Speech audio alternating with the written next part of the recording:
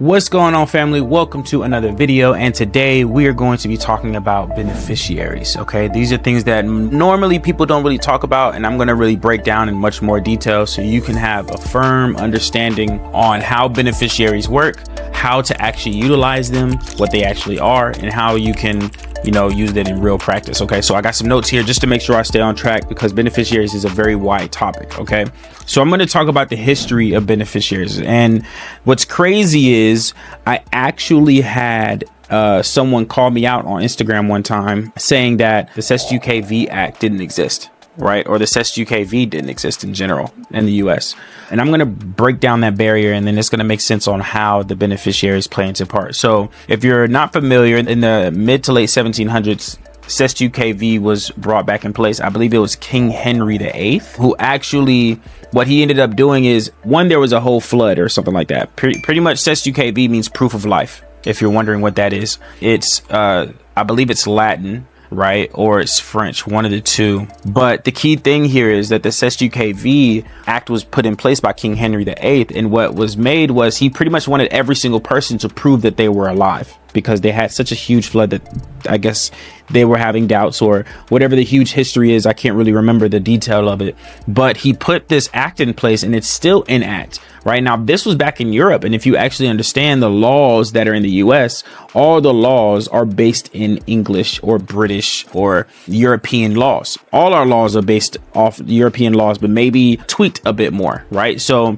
the guy said, oh, well, SEST-UKV doesn't exist. It doesn't exist in the US. But do you know the definition of the beneficiary? If you Google beneficiary, other words that describe beneficiary is SEST-UKV, right? So what they just did is, instead of it being where they called it the act, all they did is rephrase the word SEST-UKV and called it a beneficiary. And if you're wondering what a SEST-UKV is, all it is that you know, when it comes to a trust, because the government is just based off of trust, y'all. Like, everything is based off of trust. Your insurance policies are based off trust. There's someone that's a beneficiary. Your personal bank accounts, your beneficiary is yourself, right? And so everything has a beneficiary, right? And so what I want you all to really understand and have a grasp on is that you want to make sure that you understand what these terms are and what they mean and how to use them to your advantage. Okay, so beneficiary is based off of the SEST-UKV, and pretty much what it means is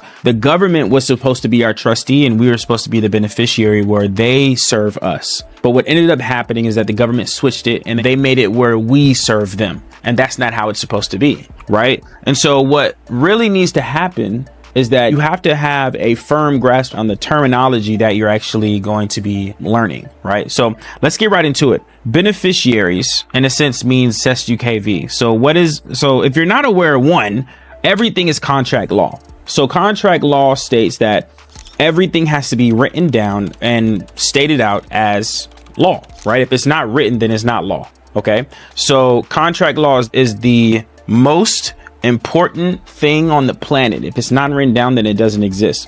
And so everything is based off contract law. Your discounts are based off contract law. When you sign a receipt, that's a contract. When you go to a restaurant, when you do anything, it's based off of a contract, right? And so everything is based off your signature. And if you don't know that you're supposed to be signing in blue and not in black or in red, because black, you can't prove that that's the original receipt, and red is considered blood in the eyes of the law, and that's called hazardous, right? So everything is related to beneficiaries, y'all. Everything is related to beneficiaries. Okay, so how does this work? How does beneficiaries actually matter? Why does it matter? What is a beneficiary? A beneficiary is just a person who actually receives the assets from anything, right? It can be a personal bank account, from an insurance policy, from a Roth IRA account, a 401k, a trust, whatever it is. A beneficiary is just the person that receives the actual assets. Okay, so how this works is, when you are establishing a trust, there is something called TCUs and UBIs. Okay, so TCUs meaning trust certificate units, and UBIs meaning units of beneficial interest. This is really just a way of saying that there are shares that are being given from the trust to the beneficiaries. Okay, so pretty much the beneficiaries have shares of the trust. That's pretty much what it's saying, right? And so how it actually works is TCUs and UBIs only work when it comes to common, right? And it may actually work for statutory as well, because you do have revocable trust that may be statutory, and I prefer using irrevocable, that is common law, right? Because it transcends all states. I don't have to worry about my trust not working in another state, right? So how this actually works. So like I said, a lot of people, of course, interchange TCU with UBIs, and pretty much what they are, like I said, is just shares of a trust, and they usually just interchange them, but there's really a minor difference between the two. Trust certificate units are holders ownership. So the people who actually hold and own the trust, own the assets, own your 401k, those are the ones that are ownership. TCUs are the ownership. The UBIs are actually shares in a joint venture, shares within the actual trust, or within the actual what they like to call trust corpus, right? And so, like I said, you want to make sure that you're using all these things. And so a beneficiary just receives the assets, y'all. But there are purposes within using, like, there are beneficiary purposes. So meaning that beneficiaries and trustees are supposed to be meeting every single year, once a year, to discuss the assets. Beneficiaries are supposed to be having certain criteria, meaning they have to have a certain education level to even be able to receive the assets. Beneficiaries are, if they wanted to borrow against the trust,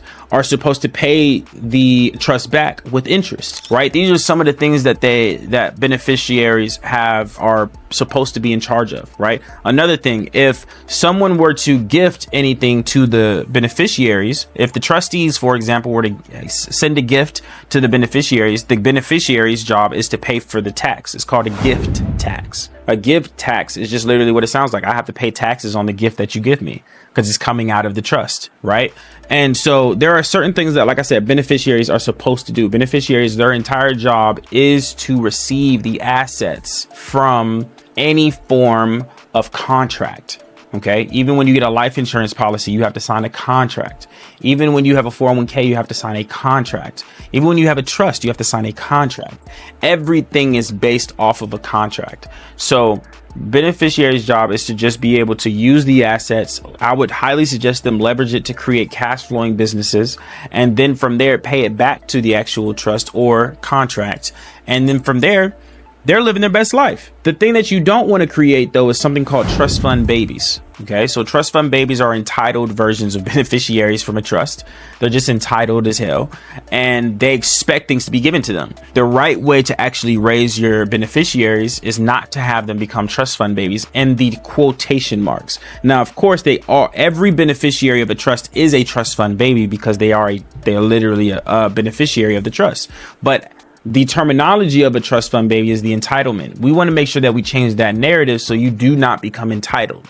Okay, so this is really everything when it comes to building a, conglomerate of beneficiaries, right? If you want to build beneficiaries, if you want to get everything situated, if you want to make sure you're doing it right, what I want you to do is click the link in the description and make sure that you join that free workshop, right? The free workshop is there for a reason, to give you more game. I'm giving you stuff for free. You might as well go for more free, right? And so go in the description, join our free workshop, actually get some knowledge, learn what we do. And then from there, y'all, we'll tap it. Peace.